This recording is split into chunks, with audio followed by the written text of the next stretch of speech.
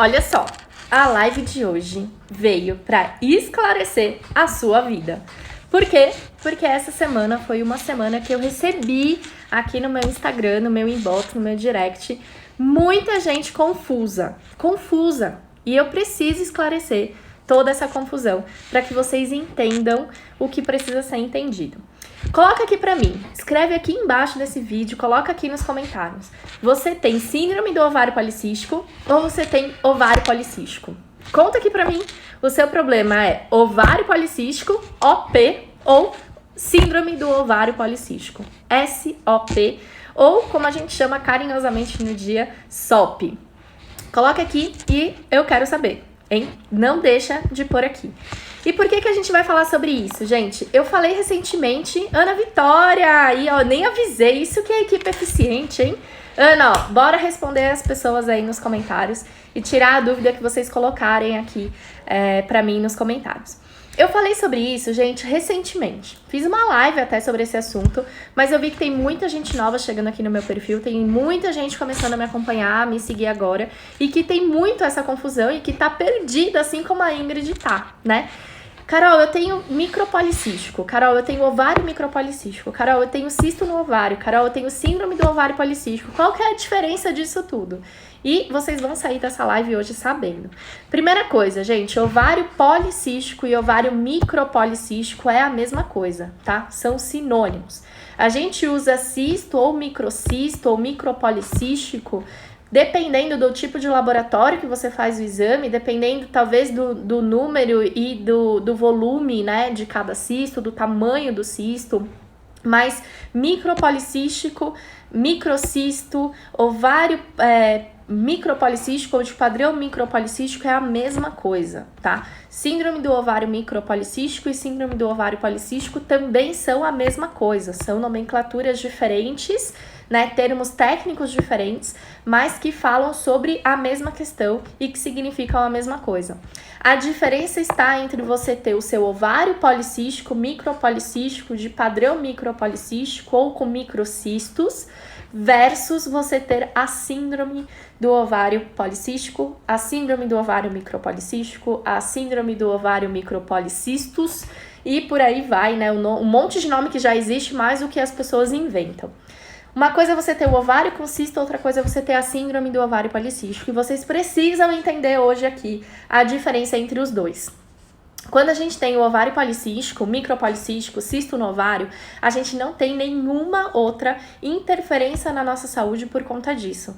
Você tem um ovário que tem ali múltiplos folículos ou múltiplos cistos, que são originários por possivelmente várias razões, né? Existem vários motivos que levam uma pessoa a ter muitos cistos no ovário, e isso não significa que você tenha síndrome, nem que você vai ter qualquer tipo de interferência metabólica, hormonal ou qualquer coisa do tipo por ter cistos no ovário. Combinado? Agora, para você ter a síndrome do ovário policístico, você precisa ter 2 critérios de 3 critérios usados para o diagnóstico. Então, a gente tem 3 critérios para diagnosticar a SOP. Quais são esses 3 critérios? Um deles é o ovário micropolicístico, o ovário com micropolicistos, o ovário policístico, né? Então, se você tem cisto no ovário, se você tem múltiplos folículos no ovário, se você tem ovário de padrão micropolicístico, quando faz o ultrassom, você tem um critério para ser enquadrada no caso de síndrome do ovário policístico. Então, você precisa somar a esse critério pelo menos mais um, de 2, que são ciclos menstruais irregulares ou sem ovulação. E, gente, ciclo menstrual irregular não quer dizer que você ovula a cada 34 ou 35 dias. Se a sua menstruação vem a cada 35 dias todo mês e você menstrua a cada 35 dias todos os meses, o seu ciclo menstrual é um ciclo regular, mas ele é um ciclo maior do que o padrão de 28 dias. Mas tá tudo bem, você menstrua normalmente, você provavelmente ovula todo mês. O ciclo menstrual irregular, característico da síndrome do ovário policístico, é aquele ciclo menstrual onde a pessoa um mês ovula com menstrua com 28, no outro ela menstrua com 40, dali um mês ela não menstrua, ela fica 2 meses sem menstruar, daí ela menstrua de novo, aí ela fica o mês inteiro menstruada. É um ciclo completamente sem padrão. é um ciclo completamente sem padrão, assim, sem rotina, né? Você nunca sabe quando você vai menstruar, você nunca sabe quanto tempo vai demorar para o seu ciclo aparecer. Esse é um dos critérios, né, junto com os cistos no ovário, pro diagnóstico da síndrome do ovário policístico. Um terceiro critério são as alterações hormonais, que é o considerado hiperandrogenismo. Hiperandrogenismo quer dizer hiperandrogenismo, aumento da produção de hormônios masculinos. Uma mulher que tem excesso de testosterona, androstenediona, de hidrotestosterona, hormônios de característica masculina, é uma mulher considerada, então, com hiperandrogenismo. E ela vai ter esse diagnóstico de hiperandrogenismo ou por um exame de sangue, que ela vai mensurar esses hormônios e vai determinar se eles estão sendo produzidos acima do ideal ou não, e também através do critério clínico, que são os sintomas. Então, uma mulher que apresenta excesso de pelos no rosto, no peito, nas costas, no bumbum, que apresenta queda de cabelo, que apresenta muita acne, oleosidade de pele, de couro cabeludo, né, com descamação, às vezes, do couro cabeludo, ela pode ser diagnosticada com hiperandrogenismo, mesmo que num primeiro momento os exames de hormônios dela estejam normais. Então, o hiperandrogenismo ele pode ser tanto clínico por sintomas, como bioquímico por exames.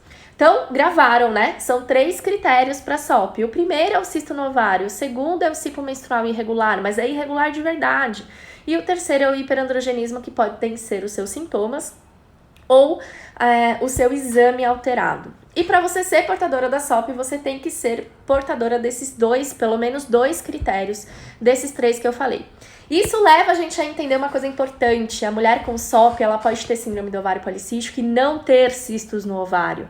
Porque se ela faz o ultrassom e o ultrassom dá normal, ela não tem formação de cisto no ovário, ela não tem ovário policístico, micropolicístico, múltiplos folículos, ela não tem nada no ovário.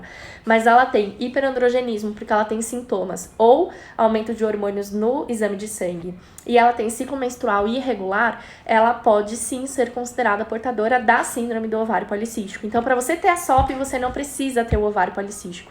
E você ter o ovário policístico não significa que você tenha a SOP. E tem uma coisa muito importante nisso tudo. Para você ser considerada portadora da SOP, para você ter um diagnóstico de síndrome do ovário policístico, não basta você ter 2 critérios ou 3 critérios do diagnóstico. Você também precisa ter exclusão de doenças semelhantes, ou de doenças com manifestações semelhantes, ou doenças com sintomas semelhantes. Então, precisa ser excluído, né, doenças que se manifestam da mesma forma como a SOP. Porque não é só a SOP que traz hiperandrogenismo, não é só a SOP que traz aumento de pelos, aumento de acne ou queda de cabelo. Não é só a SOP que causa aumento da produção dos hormônios masculinos, ou que causa ciclos menstruais irregulares, ou que promove a anovulação crônica, que é a ausência da ovulação. Existem patologias como, por exemplo, tumores, né, de hipófise, hiperplasia congênita da glândula suprarrenal, problemas tiroidianos, hiperinsulinemia. Existem outras condições clínicas, outras doenças que também podem se manifestar da mesma maneira. E a SOP é uma doença de exclusão. Então, o seu médico ele só vai te diagnosticar com a SOP quando ele excluir todas as outras. E eu vejo muita gente falhando nisso, né? É diagnosticada com a SOP, mas nunca fez um exame, por exemplo, para verificar como anda a adrenal, como anda a hipófise, nunca fez um ultrassom de tireoide, nunca fez curva de glicose e de insulina para verificar se tem ou não hiperinsulinemia e resistência à insulina. Então, é importante que esse diagnóstico seja feito da forma correta. Quem faz esse diagnóstico é a Nutri? Não. Quem faz esse diagnóstico é a gineco? Até pode. Mas o médico ideal para fazer esse diagnóstico, que vai realmente olhar para você como um todo nessa questão hormonal, é o endocrinologista. Porque, como eu falei, existem manifestações muito semelhantes às da SOP que vêm de outras patologias. E muitas dessas patologias não têm nada a ver com o nosso sistema reprodutor. O ginecologista é um médico essencial para a saúde da mulher, mas ele é o médico que cuida do nosso aparelho reprodutor. O ginecologista cuida do nosso útero, do nosso ovário, do nosso canal vaginal, dessa questão envolvida na reprodução, principalmente. Ele não é o melhor médico, nem o médico especialista para cuidar da nossa tireoide, da nossa pituitária, da nossa hipófise ou da nossa suprarrenal, que também pode ter problemas de produção hormonal. Então, o endocrinologista é o melhor médico a se procurar para se ter tanto o diagnóstico da síndrome do ovário policístico, como também para acompanhar o tratamento, certo? E muita gente pergunta, também falei recentemente, né, por que a nutrição tem muito a ver com isso? Por que a nutricionista é fundamental nesse acompanhamento e é fundamental nesse tratamento? Porque a SOP hoje, ela tem duas possíveis causas. Primeiro que se entende que a SOP é uma doença genética, né? Ao que tudo indica, ela é transmitida de mãe para filha. Então, a mulher já nasce meio que predestinada a desenvolver SOP ao longo da vida. Ela já nasce com aquele gene que faz ela ser mais vulnerável ao desenvolvimento da SOP. Mas ela só vai desenvolver de verdade, o que vai determinar se ela vai ser uma portadora da SOP ou não, são os fatores ambientais aos quais essa mulher está exposta. Quais são esses fatores ambientais? Alimentação, estresse, ansiedade, noite de sono mal dormida, exposição a agrotóxicos, metais pesados, poluentes ambientais, tudo que está no nosso ambiente, né? Tudo que envolve a gente no dia a dia e que faz a gente ter um impacto positivo ou negativo aí na nossa saúde. Uma mulher com SOP, então, nasce com gene, mas desenvolve mesmo a SOP por conta desses fatores ambientais. E esses fatores ambientais, né, dos quais se destaca a dieta, se destaca o hábito alimentar, se destaca o nosso padrão alimentar, a nossa cultura alimentar, seria o principal envolvido no desenvolvimento de duas condições precursoras da síndrome do ovário policístico. O que quer dizer precursora? Aquela que acontece antes do desenvolvimento da doença em si, que é a disbiose e a resistência à insulina. A disbiose, gente, é um desequilíbrio da microbiota intestinal. Então, quando a gente é exposta a uma má alimentação, come muito industrializado, muito produto industrializado, processado, consome muito adoçante, corante, né? Produtos aí que vêm da indústria alimentícia, a gente causa um impacto negativo no nosso intestino. E dentre esses alimentos, os açúcares também, os carboidratos refinados, os doces. Principalmente esses carboidratos refinados e esses açúcares, eles acabam superalimentando uma parcela importante de bactérias que está no nosso intestino, que são as bactérias gram-negativas. A gente tem dois tipos de bactéria no nosso intestino, as gram-positivas e as gram-negativas. As gram-negativas se alimentam dos açúcares, dos carboidratos, né, dos carboidratos refinados. E aí, quando você tem uma alta ingestão desse alimento, você superalimenta essas bactérias e elas se multiplicam e ficam numa quantidade maior do que as bactérias gram-positivas. Qual que é o efeito disso? Essa bactéria gram-negativa que está lá no seu intestino faz com que você tenha também mais vontade de consumir esse tipo de alimento, porque afinal de contas você tem uma grande colônia, né, de micro-organismos ali para se alimentar. Então você sente uma necessidade maior de consumir esse tipo de alimento, carboidratos, massas, pães, doces e etc. Quanto mais você come, mais bactérias você tem. Quanto mais bactérias você tem, mais vontade desses alimentos você sente. E, em paralelo a isso, você sente gases, desconforto abdominal, a barriga inchada, aquela barriga que parece uma barriga de grávida no começo da gestação, que é aquela barriga durinha, não necessariamente com muita gordura. Para muitas mulheres com SOP, sim, mas para muitas também isso não é uma verdade. Existe muita mulher com SOP que é magra. E essas mulheres começam a sofrer muito com esse abdômen inchado, com essa barriga distendida, muito característico de uma disbiose. E a disbiose, além dos gases, além do desconforto físico que ela causa, ela também provoca a resistência à insulina, porque diminui a sensibilidade das nossas células à insulina, que é um hormônio produzido para transportar carboidratos e fazer com que a gente absorva os carboidratos da dieta. Então, quando você come um carboidrato, come um pão, uma massa, um doce, um açúcar, não importa se o carboidrato é saudável ou não. Quando você come um carboidrato, o seu corpo libera insulina para fazer o transporte e a absorção desse carboidrato. Porque sem a insulina, ele não chega onde ele tem que chegar, ele não chega no interior da célula, que é onde ele vai ser usado como combustível. Então, a pessoa que tem resistência à insulina, ela tem uma dificuldade de transportar e absorver esse carboidrato.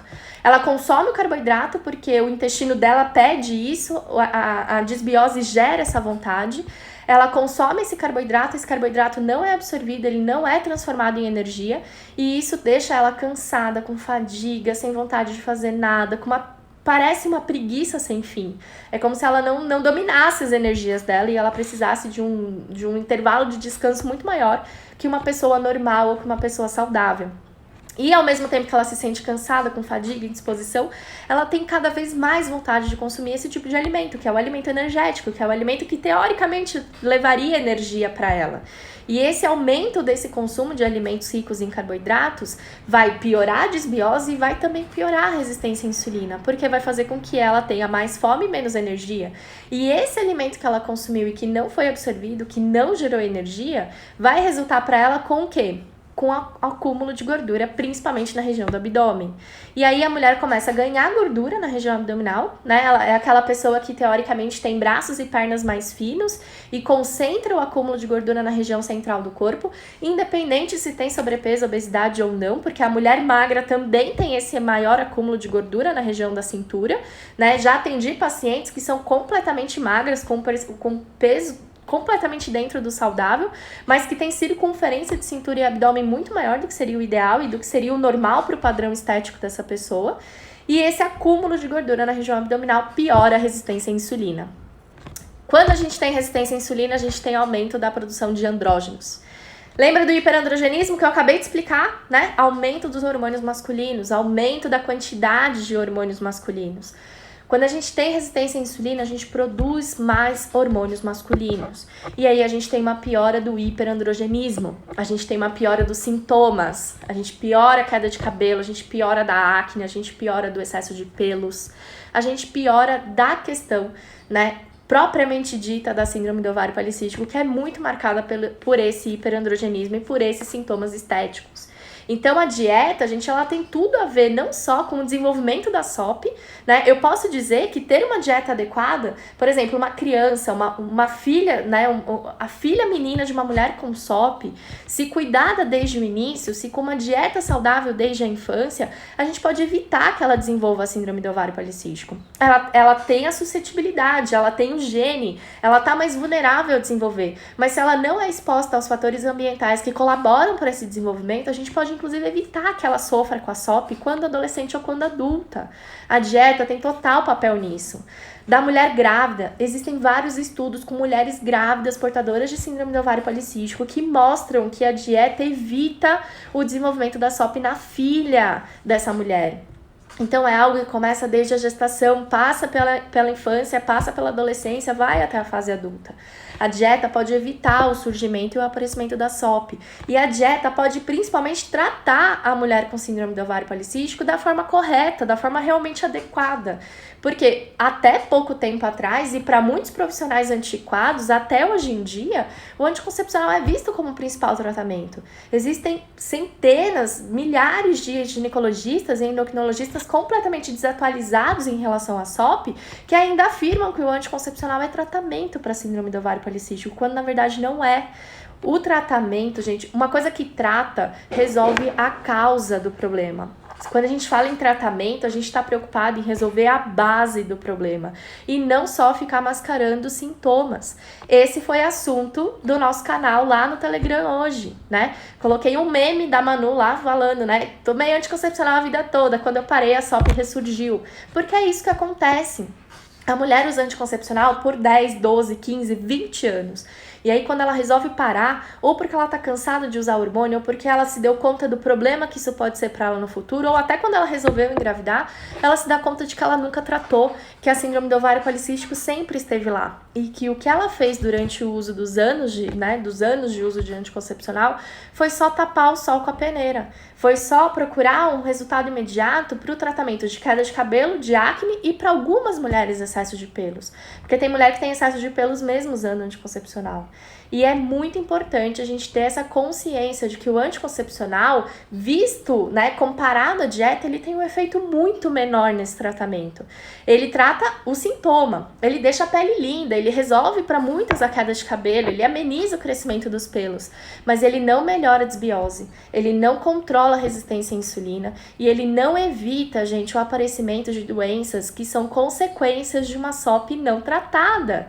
Ele não evita o surgimento de diabetes, de problema cardiovascular, ele aumenta as chances de acontecer embolia, tromboembolia pulmonar, trombose, problemas de coagulação, durante a gravidez, inclusive. Então, o uso prolongado do anticoncepcional, ele se mostra muito mais negativo para a saúde da mulher do que positivo para o tratamento da SOP.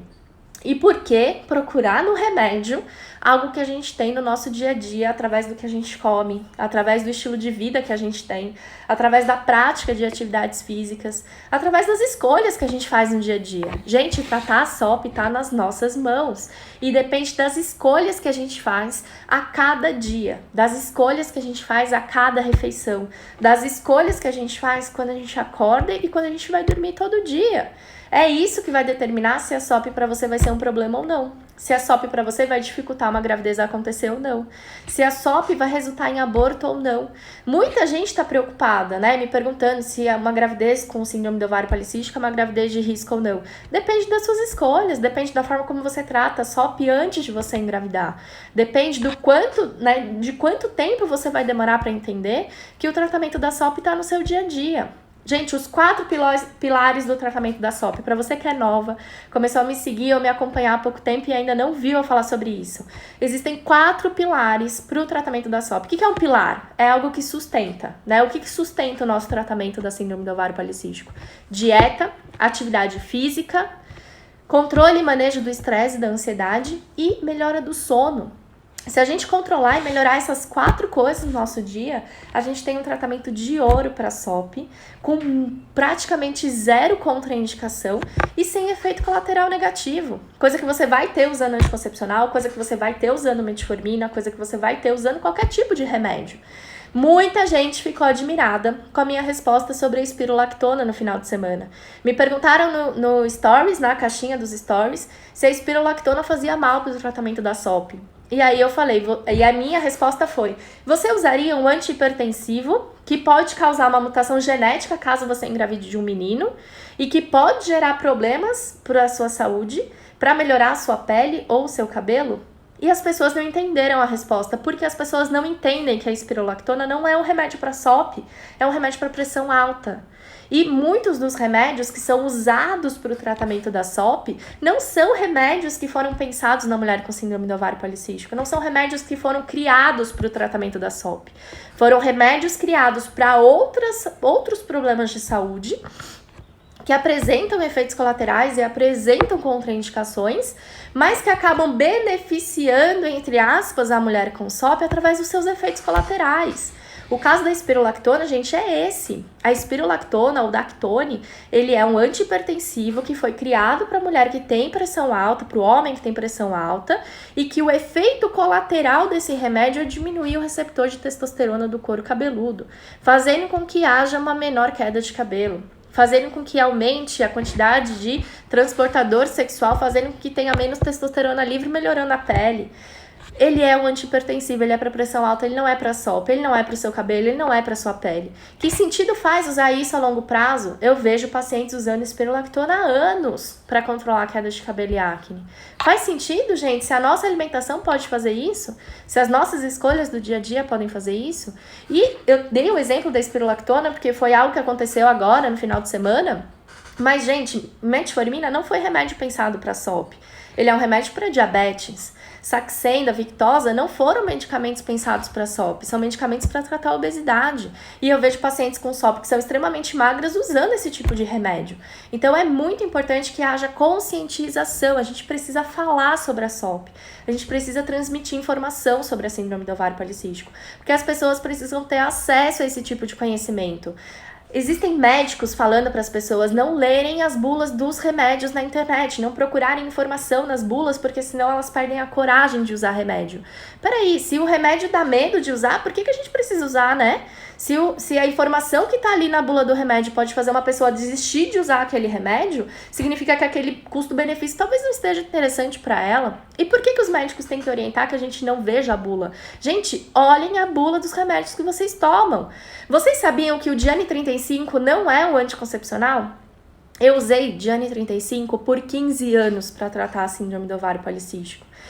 Ano passado eu fui internada com embolia pulmonar por conta provavelmente desse uso, mesmo tendo parado há 5 anos. E aí eu fui descobrir que o Diane 35 não é um anticoncepcional. Quando você pega a bula do remédio para ler, ele é um remédio para síndrome do ovário policístico que trata hiperandrogenismo, que deve ser usado por até 3 meses de uso contínuo e depois suspendido o uso.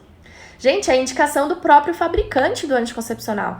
do anticoncepcional, né? Do Diane 35, que é vendido como anticoncepcional e que é passado para os médicos como anticoncepcional e que passa para os pacientes como anticoncepcional e que os pacientes usam por anos como eu usei, sabendo que a alta incidência de hormônio naquele medicamento, né, que a alta quantidade de hormônios ministrados através do Diane 35 pode causar danos irreversíveis na saúde da pessoa. E ele ainda é conhecido como anticoncepcional, porque as pessoas não veem a bula. Porque as pessoas não leiam a bula, né? Não leem a bula. Então, você que toma Diane 35, como eu tomei por anos e anos, achando que está fazendo um benefício, achando que está tratando a SOP, eu te convido a ler a bula hoje.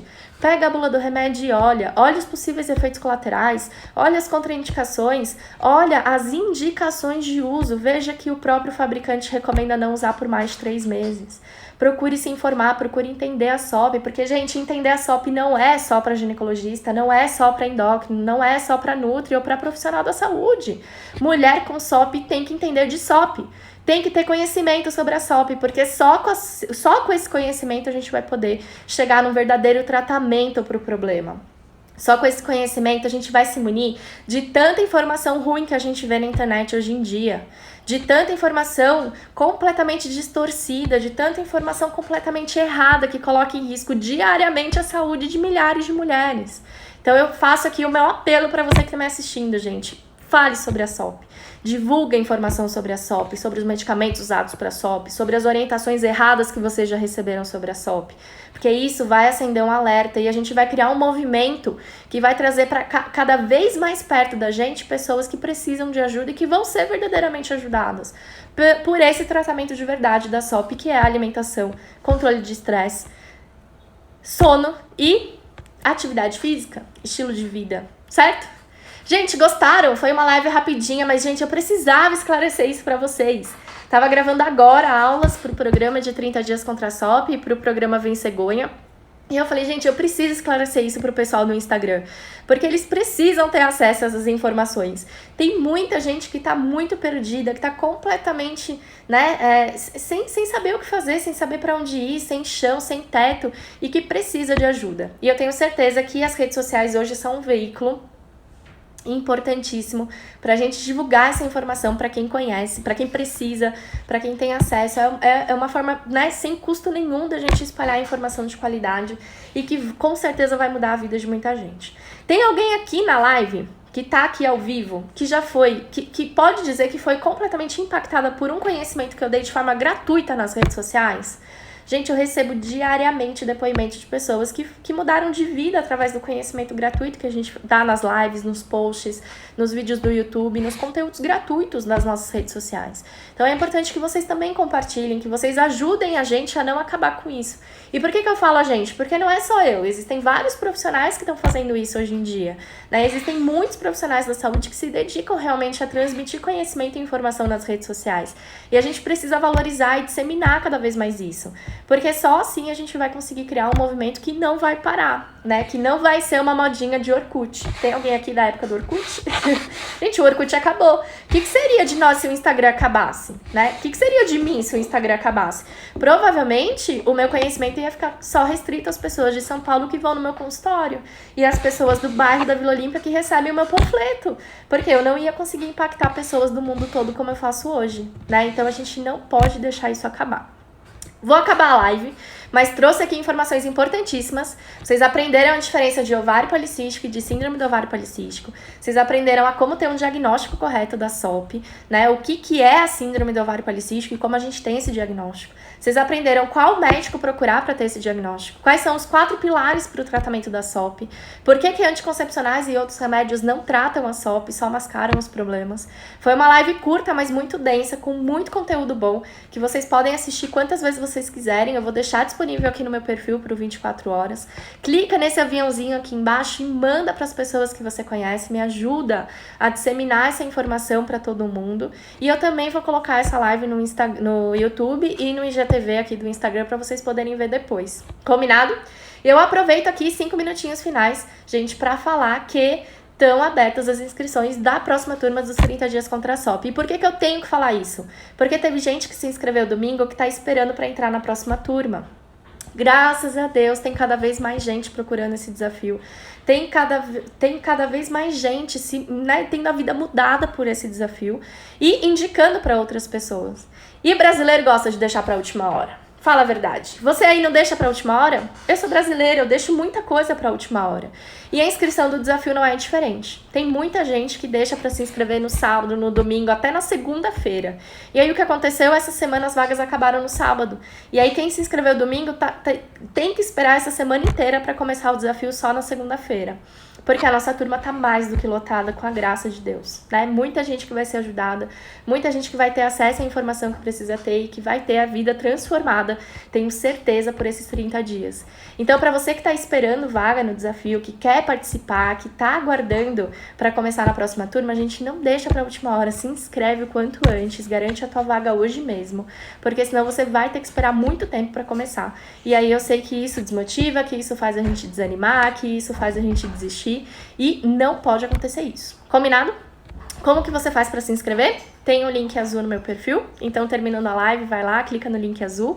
Nesse link tem informações sobre o desafio, depoimentos de quem já fez, várias informações para você que ainda de repente está na dúvida ou que não conhece muito bem como é esse grupo.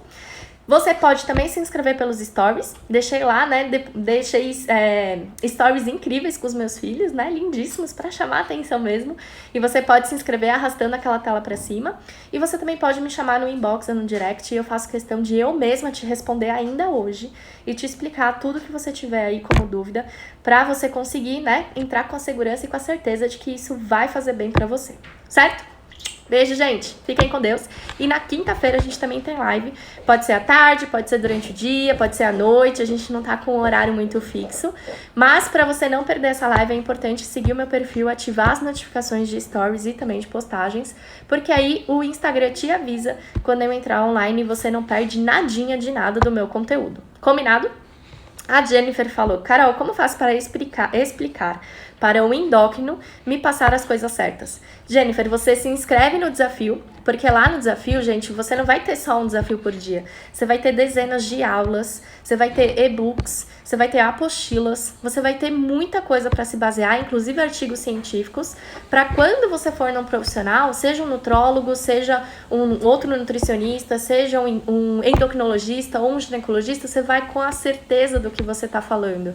E você vai embasada por estudos recentes que provam o que a gente está ensinando. E aí, esse profissional vai ter que ou se adequar, né, e estudar e poder te atender de forma adequada, ou simplesmente você vai entender que você precisa procurar um outro profissional que vai te dar o que você precisa. Então, gente, mesmo quem não tem o diagnóstico da SOP ainda, quem tá na dúvida se tem SOP ou não, quem tá aguardando para fazer exames ou solicitação de exame, gente, faz o desafio, porque o desafio vai ser o teu primeiro degrau nesse processo. Vai te ensinar, inclusive, a procurar os profissionais certos e a te dar conhecimento para ir nesses profissionais e extrair deles o que você precisa realmente, tá bom? Beijo, gente, até quinta-feira.